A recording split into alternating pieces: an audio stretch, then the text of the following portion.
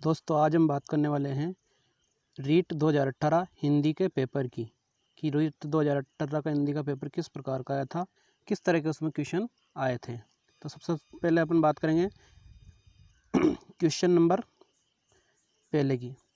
श्रव्य दृश्य साधन है, यानी निम्न में से श्रव्य दृश्य साधन कौन से हैं? चलचित्र, चित्र, चित्र विस्तारक, रेखा चित्र। तो इसमें पहला वाला ऑप्शन सही रहेगा, चलचित्र, यानी कोई फिल्म या मूवी। अगला प्रश्न है, नाटक का संबंध किस ज्ञानेंद्रिय से है? यानी नाटक का संबंध किस ज्ञानेंद्रिय से? पहला ऑप्शन मुंह से, कान से, कान व आँख से, आँख से। तो नाटक का संबंध है कान व आँख से, यानी तीसरा नंबर वाला ऑप्शन अपना सही है। अगला प्रश्न है, सत्र की समाप्ति पर प्रयुक्त मूल्यांकन है।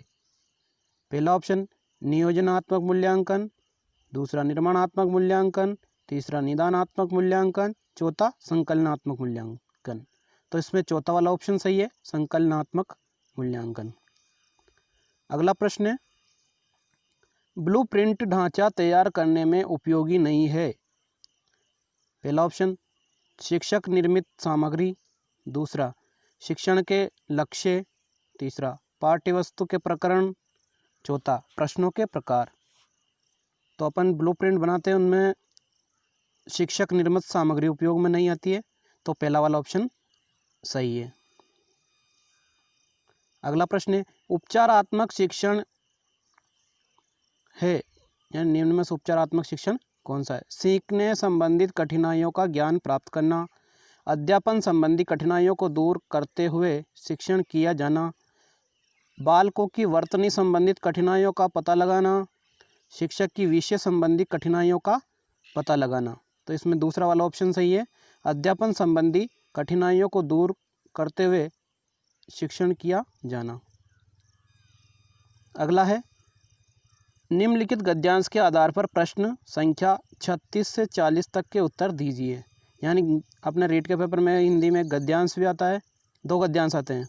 ये पहला गद्यांश है जिसमें व्याकरण से संबंधित अधिक प्रश्न पूछे जाते हैं, यानी ज़्यादातर व्याकरण से संबंधित प्रश्न ही पूछे जाते हैं। जैसा ये गद्यांश दिया गया है,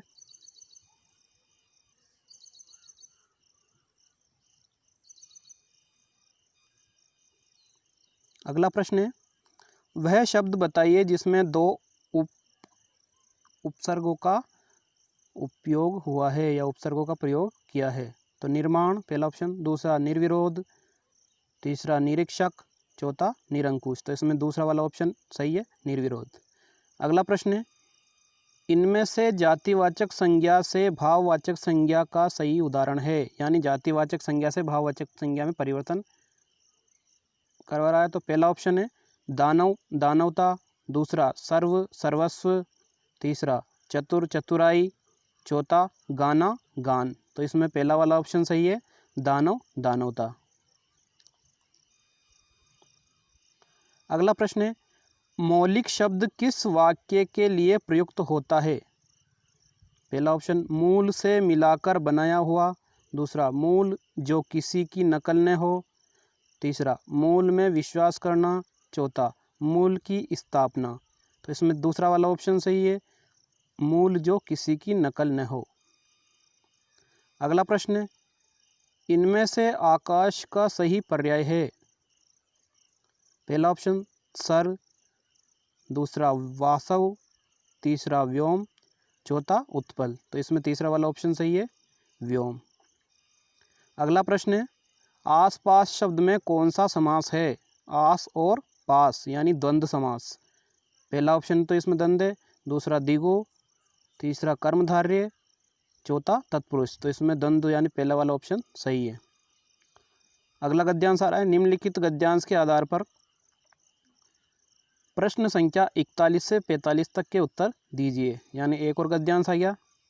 गद्यांश को पढ़ना जरूर है, दोनों गद्यांश को हमें पढ़ना है, क्योंकि गद्यांश से ही कुछ प्रश्न ऐसे होते हैं जो गद्यांश के अंदर से शब्द उठाकर पूछे जाते हैं व्याकरण से संबंधित, लेकिन गद्यांश पढ़ना जरूरी होता है एक बार।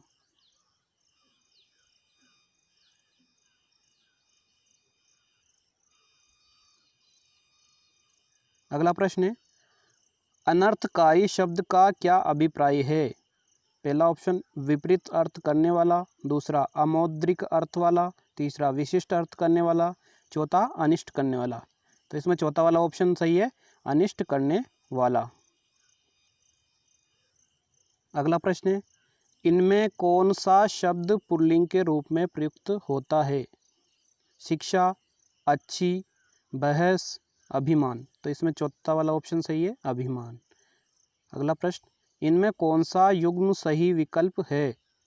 गो, गोएं, ग्रह, ग्रहें, स्कूल, स्कूलें, अनेक, अनेकों। यानी इसमें बहुवचन पूछा गया है, तो इसमें पहला वाला ऑप्शन सही है, गो, गोएं।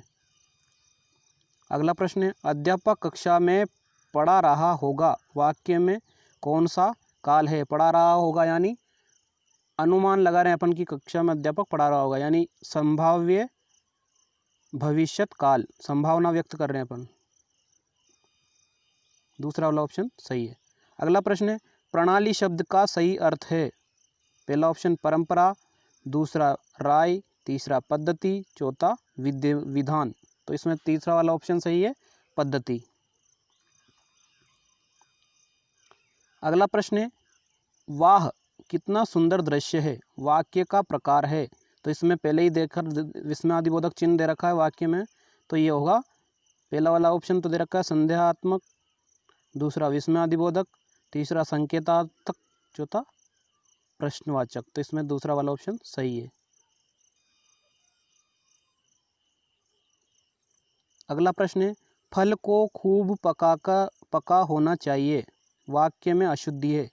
फल को यानी को, तो यहाँ कारक संबंधी अशुद्धि नजर आ रही है। पहला ऑप्शन है वचन संबंधी, दूसरा पदक्रम संबंधी, तीसरा कारक संबंधी, चौथा लिंग संबंधी।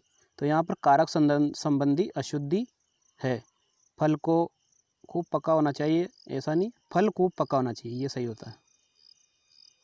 अगला प्रश्न है, मुहावरे के प्रयोग से बने वाक्यों में सही विकल्प चुनिए।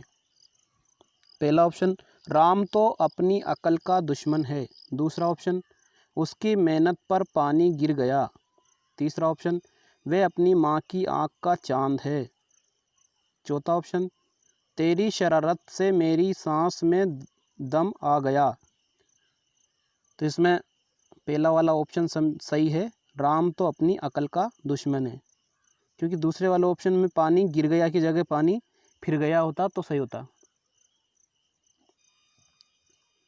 अगला प्रश्न है, संयोजक शब्द से जुड़े हुए एक से अधिक साधारण वाक्यों से बनने वाला वाक्य कहलाता है। पहला ऑप्शन मिश्र वाक्य, दूसरा संयुक्त वाक्य, तीसरा आश्रित उपवाक्य, चौथा प्रधान वाक्य। तो इसमें दूसरा वाला ऑप्शन सही है, संयुक्त वाक्य, यानी दो साधारण वाक्य या एक से जो जुड़ा होता है संयोजक शब्द से।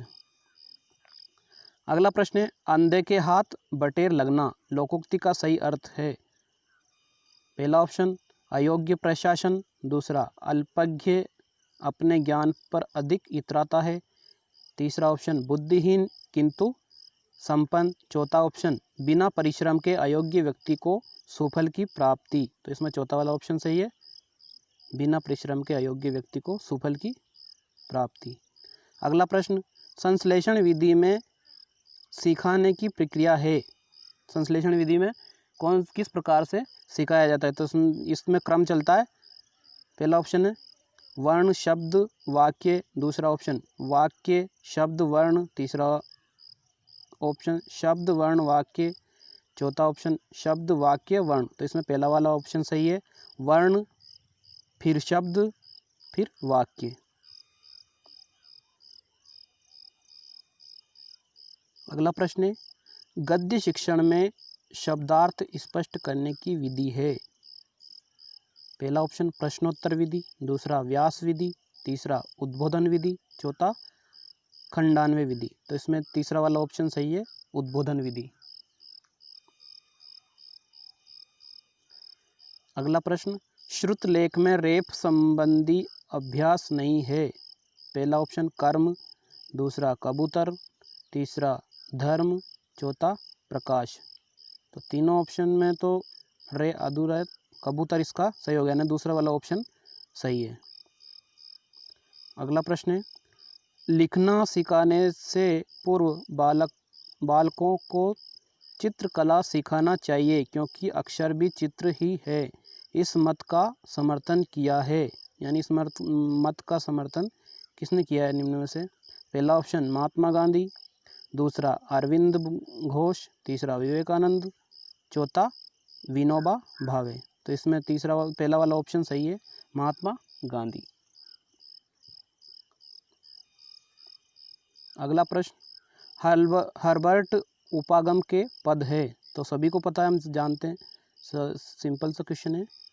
पहला वाला ऑप्शन 3, दूसरा 5, तीसरा 8, चौथा 9। तो इसमें दूसरा वाला ऑप्शन सही है क्योंकि इसमें हर्बर्ट के 5 पद है उपागम में। शिक्षण में इकाई का संप्रत्यय किसकी देन है? यानी शिक्षण में इकाई किसने दी?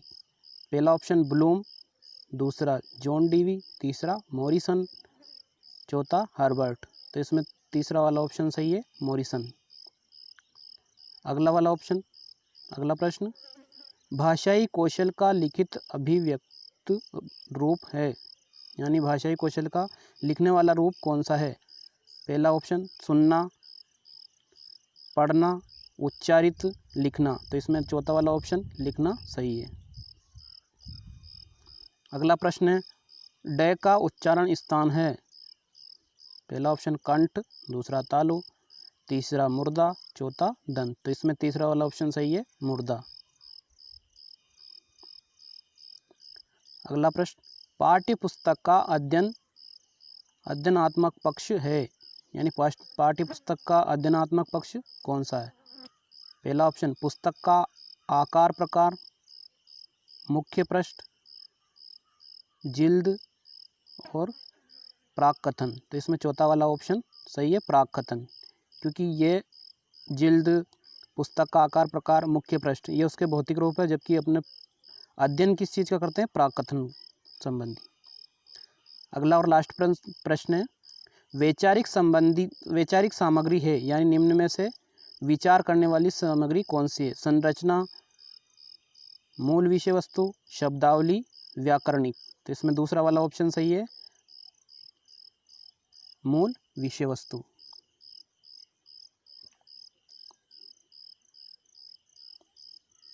दोस्तों धन्यवाद।